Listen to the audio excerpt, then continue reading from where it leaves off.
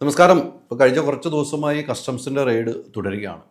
കേരളത്തിലും അതിന് പുറത്തും റെയ്ഡ് ഉണ്ടെന്ന് പറയും. പക്ഷേ കേരളത്തിൻ്റെ റെയ്ഡുമായി ബന്ധപ്പെട്ട് പല രീതിക്ക് വാർത്തകൾ വരുന്നുണ്ട്. അതിലേറ്റവും പ്രധാനപ്പെട്ട 2-3 കാര്യങ്ങൾ. നമുക്കെല്ലാവർക്കും അറിയാം, മമ്മൂട്ടി അതോടൊപ്പം മകൻ ദുൽഖർ സൽമാൻ. മമ്മൂട്ടിക്ക് ഏറ്റവും പ്രിയം വാഹനങ്ങളാണ്. അതിന് യാതൊരു മാറ്റവുമില്ല. മമ്മൂട്ടിയുടെ വാഹന ശേഖരം മറ്റാർക്കും അത്ര പ്രിയമില്ല. അതുപോലെ തന്നെയാണ് മമ്മൂട്ടി തന്നെ ഒരു ഇൻ്റർവ്യൂവിൽ പറയുന്നുണ്ട്, എന്നെപ്പോലെ തന്നെയാണ് എൻ്റെ മോനും വാഹനത്തിന് പ്രിയമാണ്. ആ 369 നമ്പർ വാഹനം എവിടെ പോയാലും നമുക്കറിയാം, ഒന്നിലെ മമ്മൂക്ക അല്ലെങ്കിൽ ദുൽഖർ. ആരാധകർ ആകാംക്ഷയോട് കാത്തിരിക്കുന്ന ആളുകളാണ്. അവരുടെ വാഹനം കസ്റ്റംസ് പിടിച്ചെടുത്ത് ഇപ്പോൾ കസ്റ്റംസിൻ്റെ കസ്റ്റഡിയിൽ. വാഹനം ഒരു ദിവസം പോലും കുട്ടികളെ നോക്കുന്ന പോലെ നോക്കുന്നവരാണ് മമ്മൂക്കായും ദുൽഖറും. ആ വാഹനം കസ്റ്റംസ് പിടിച്ചെടുത്ത് ഇപ്പോൾ കസ്റ്റഡിയിൽ വെച്ചിരിക്കുകയാണ്. പക്ഷേ ഒന്ന് മനസ്സിലാക്കണം, ആരെ എന്തിനു വേണ്ടി ആർക്ക് വേണ്ടി ഈ പരിശോധന ഈ വീടുകളിൽ നടത്തി, എന്തിന് ഇവരുടെ പിന്നിൽ ഇങ്ങനെ പിന്തുടരുന്നു, വലിയൊരു ചോദ്യമാണ്. കഴിഞ്ഞ ദിവസം അമിത് ചക്കാലക്കൽ എനിക്കൊന്ന് ഇൻ്റർവ്യൂവിൽ പറയുന്നത്, ചക്കാലക്കൽ അമിത് കൊണ്ട് എല്ലാ രേഖകളും ഹാജരാക്കി. അദ്ദേഹം മേടിച്ച ആളുടെ പേപ്പർ, അതിന് മുമ്പുള്ള പേപ്പർ, എല്ലാ പേപ്പറും ഹാജരാക്കിയിട്ട് വാഹനം വിട്ടുകൊടുത്തിട്ടില്ല. കാരണം എന്താ, വിട്ടുകൊടുക്കാത്തൊരു ഈഗോ, മറ്റൊരാളെ പീഡിപ്പിച്ചുകൊണ്ടിരിക്കുകയാണല്ലോ. എൻ്റെ പൊന്ന് കസ്റ്റംസ് ഉദ്യോഗസ്ഥരെ, ഒരു കാര്യം വരാം, ആ വാഹനം നിങ്ങൾ എടുത്തിട്ടുണ്ടെങ്കിൽ എടുത്തതുപോലെ അവിടെ കൊണ്ടിടേണ്ടതായി വരും. അതൊരു ആവേശവും അതൊരു ആഘോഷവുമാക്കും ഞങ്ങൾ മലയാളികൾ. ഒരു മാറ്റവുമില്ല. അന്ന് വാഹനം പിടിച്ചെടുത്തെന്ന് പത്രസമ്മേളനം നടത്തിയപ്പം കസ്റ്റംസ് ഓഫീസറിന് ഒരു ഫോൺ വന്നപ്പം അദ്ദേഹം ഫോണിലൂടെ ബബ്ബ എന്ന് വെക്കണ കണ്ടു നമ്മളെല്ലാവരും, അല്ലേ?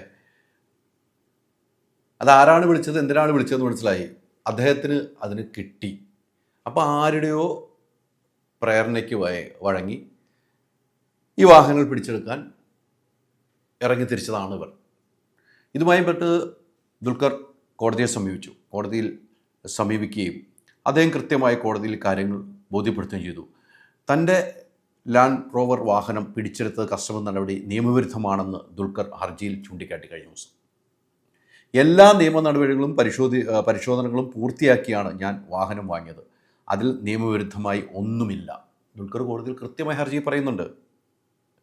വാഹനം ഭൂട്ടാനിൽ നിന്നും കൊണ്ടുവന്നതല്ല. വാഹനം കസ്റ്റംസ് ഡ്യൂട്ടി അടച്ച് മറ്റൊരാൾ ഇറക്കുമതി ചെയ്തതാണ്. 2004 മോഡൽ വാഹനം താൻ 2020 വാങ്ങുന്നത്. 2004 മോഡൽ വാഹനം താൻ വാങ്ങുന്നത് 2020. മുൻ ഉടമകൾക്ക് പണം പൂർണ്ണമായും നൽകിയത് ബാങ്ക് മുഖേനയാണ്. പിന്നെ എന്ത് തട്ടിപ്പ്? ബ്ലാക്ക് മണി എന്ന് വിളിക്കുന്ന ബാങ്ക് മുഖേന പൈസ നൽകി. പരിശോധിക്കാനുള്ള കസ്റ്റംസ് പരിശോധിച്ചാൽ പോരെ? അപ്പോൾ മനസ്സിലാവുമല്ലോ. റെയ്ഡിനിടെ രേഖകൾ കാണിക്കാൻ തയ്യാറായെങ്കിലും അത് പരിശോധിക്കാൻ പോലും കസ്റ്റംസ് ഉദ്യോഗസ്ഥർ തയ്യാറാകാതെ വാഹനം കസ്റ്റഡിയിൽ എടുക്കുകയായിരുന്നു. വിശദമായ കത്തും രേഖകളും പിന്നീട് കസ്റ്റംസ് ഓഫീസിൽ എത്തിച്ചിരുന്നെങ്കിലും അതും പരിശോധിച്ചിട്ടില്ല. അപ്പം ഇതൊരു അജണ്ടയല്ലേ? ഉദ്യോഗസ്ഥന്മാരുടെ ഒരു കൂടാതെ രാഷ്ട്രീയ പ്രേരണമാണ്. ഇത് മമ്മൂട്ടിയും ദുൽഖറുമാണേ. പേരുകൊണ്ട് തന്നെ മമ്മൂട്ടിയും ദുൽഖറും മനസ്സിലായല്ലോ, മുസ്ലിമാണ്. അപ്പോൾ ഇതിൽ കൃത്യമായിട്ട് ദുൽഖർ പറയുകയാണ്, ഇതിൻ്റെ രേഖകളെല്ലാം അന്ന് പരിശോധിക്കാമെന്ന് ഹാജരാക്കി. അത് മേടിച്ച് നോക്കാൻ പോലും തയ്യാറായില്ല. പിന്നീട് കസ്റ്റംസ് ഓഫീസിൽ കൊണ്ടു കൊടുത്തു, അതും പരിശോധിച്ചിട്ടില്ല. കൃത്യമായി ഈ രേഖകൾ നൽകിയിട്ടും ഇതിൽ പിന്നെ കസ്റ്റംസ് ഓഫീസർ അന്ന് പറയുണ്ടായി, ഇതിൻ്റെ പിന്നിൽ എന്താണ്, മയക്കുമരുന്ന് കടത്തുന്നുണ്ട്, ഹവാല ഇടപാടുണ്ട്, പണമിടപാടുണ്ട്, പുറത്തുനിന്നും പണം എത്തിക്കുന്നുണ്ട്. എന്തൊക്കെ ആരോപണമാണ്.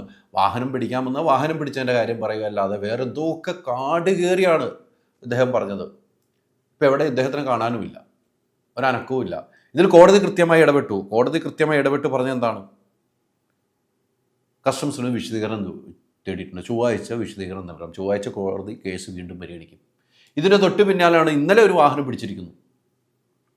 ഇന്നലെ നിസാം പെട്രോൾ കാർ വന്ന് പിടിച്ചിരിക്കുന്നു. 4 വാഹനം ഉണ്ടെന്നാണ് പറഞ്ഞത് ദുൽഖർ കള്ളക്കടത്തായി കൊണ്ടുവന്നു. ഇതിന് രേഖകളില്ലാതെ ദുൽഖർ സൽമാനൊന്നും ഈ പണിക്ക് പോകുമെന്ന് പറഞ്ഞാൽ വിശ്വസിക്കില്ല. പക്ഷേ ഇദ്ദേഹം ഇതിനു മുമ്പ് വണ്ടി വാങ്ങിയ ഒരാളുടെ പേര് സഹിതം പറഞ്ഞിട്ടുണ്ട്, ഹബീബ് മുഹമ്മദ്. ആ പേരും കാണിച്ച് അതിൻ്റെ പേപ്പറും കാണിച്ചു. നേരത്തെ പിടിച്ചെടുത്ത വാഹനത്തിൻ്റെ മുൻ ഓണർ ഹബീബ് മുഹമ്മദ്, അദ്ദേഹത്തിൻ്റെ ഇതാണ് ഇദ്ദേഹം ദുൽഖർ വാഹനം വാങ്ങിയത്. അതിനു മുമ്പ് വേറെ ആളുകളുണ്ട്. അത് ഹബീബ് മുഹമ്മദിൻ്റെ അടുത്തല്ല ചോദിക്കേണ്ടത്, അവൻ ദുൽഖറിൻ്റെ അടുത്ത് ദുൽഖർ മേടിച്ച ആരാണെന്ന് ദുൽഖർ കൃത്യമായി പറഞ്ഞിട്ടുണ്ട്.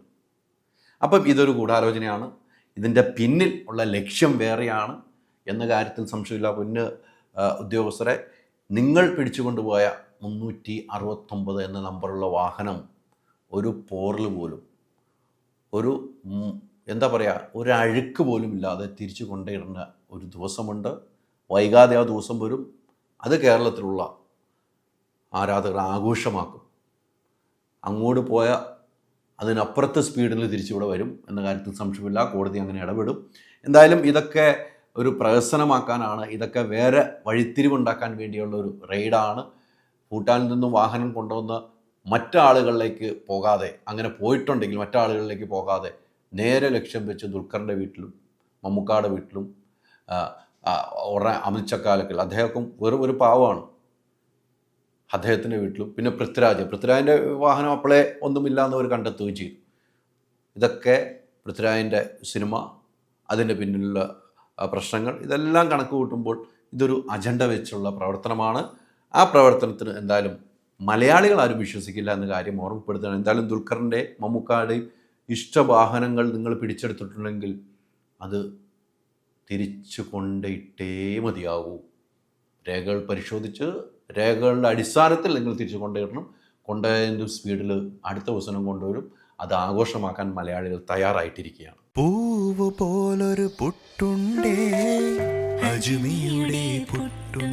വിളമ്പാം നല്ല വിശേഷം. അജ്മി സ്റ്റീം മെയ്ഡ് പുട്ടുപൊടി.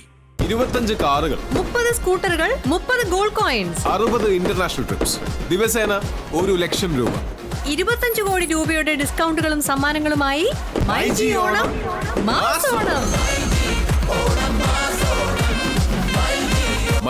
MyG future, experience the next.